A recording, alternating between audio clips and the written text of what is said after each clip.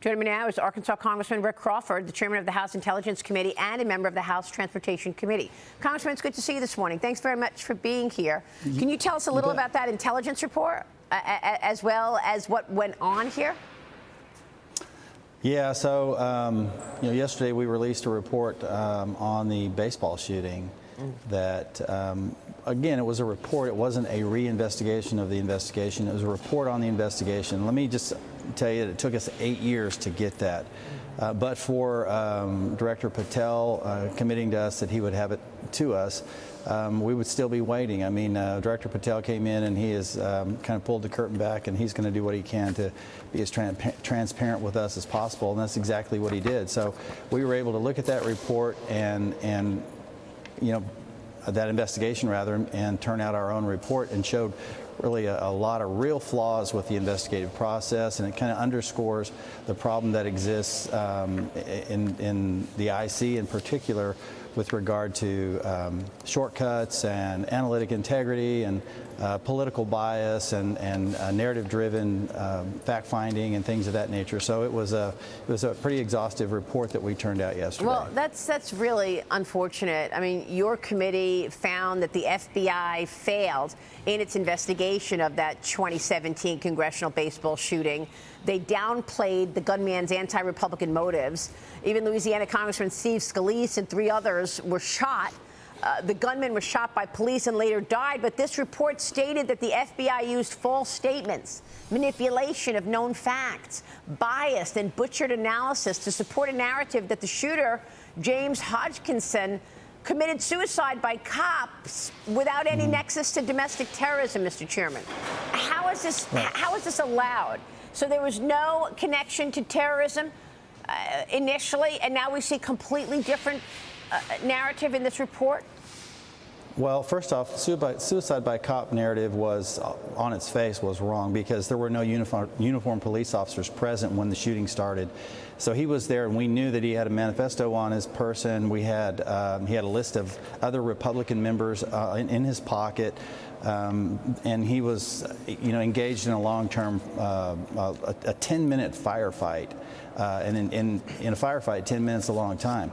That was not suicide by cop, and any reasonable person would have dismissed that immediately. And so they stuck with that narrative until 2021. In May of 2021, for whatever reason, there was no new information introduced in the investigation, but they decided in May of 2021 to say, if we had it to do over again, maybe we would consider that there might be a nexus to domestic terrorism. That's a problem. The fact that it took them 4 years to come to that conclusion, and without any new information in the investigation. So there was this investigation is chock full of questionable conclusions, and really the methods that they used and the political bias that was demonstrated in this is just unconscionable. I mean, it really is, and the whole thing is unconscionable. How are we supposed to trust our elected leaders if it's all lies because of their, insistence on keeping their grip on power? That's all this is about. I represent roughly 800,000 constituents, and I'm their voice. I'm the one that is supposed to be up here trying to be able to go back to them and say, yeah, you can trust the intelligence community. But I can't do that. I can't go back to my constituents and say that our federal law enforcement and our intelligence community, we don't trust them. We want to get to a point where we can say that we trust the IC. It's important that we have that relationship, that they're doing the job that we sent them there to do for us, and that our federal law enforcement is also equally yoked in that effort. And we can't right now say that. Now, we've got some new leadership, and I'm very encouraged by that across federal law enforcement and the IC. So I'm hopeful that we'll be able to report back in a year or two that what we've seen a sea change. We can now say that we're reestablishing that relationship of trust. Well, I hope so. I mean, it's all been a bunch of lies. So, beginning with Russia collusion. And I don't know where this started, but the trust and credibility of the intelligence community has been just ripped apart. But I got to get to the reconciliation package with you, sir, because Speaker Mike Johnson is insisting that the reconciliation plan remains on track. It's going to pass by the Memorial Day weekend. The House Ways and Means, Agriculture and Energy committees have pushed their markup from this week to next week. And now it seems to me that things are getting more complicated with new White House tax cut demands. I want to get your take on this. This 15% rate for domestic manufacturers and pass-throughs, a 4-year lifespan for no tax on tips, overtime, and Social Security. Of course, the Byrd rule issues. What's your take on where this stands?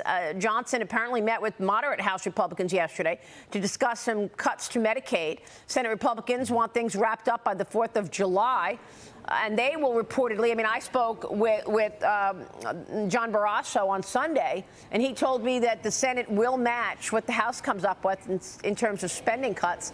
Is this getting more complicated with these new White House demands, like a 15% rate for domestic manufacturers and pass-throughs? Well, I think it's a complicated process anyway. We call it reconciliation. It's trying to, as the name implies, bring the two chambers together on a long-term goal here of locking in these tax cuts that will facilitate the agenda of the president and actually deliver great results for the American people. So it's not an easy process. It's not a simple process. But, like we say, when I'm an Army bomb tech. If it was easy, anybody could do it. We're working as hard as we can to deliver the results for the American people. And, the president he got elected on his agenda. And it's our job to facilitate that. And it's not going to be, there's things you don't necessarily want to see, a sausage being made and laws being made. So it's not necessarily an easy process, but on the other side of this, I think it'll be well worth the effort. Have you spoken to your colleagues, Thomas Massie, Victoria Spartz? Those are the two who, of course, have been pushing back. Are they still no votes? More than likely. Thomas Massie is one of those guys who is as consistent as anybody that I know, and he's a super guy, one of the nicest guys here. But he is very consistent, and if he says something, you can take it to the bank. So while I talk to him, we sit fairly close together on the T&I committee, and we do have occasion to visit. I found him to be a person of high integrity, but not necessarily very malleable. Congressman, we'll be watching your work. We so appreciate your time. Rick Crawford joining us this morning, Chairman of Intelligence. We'll be right back.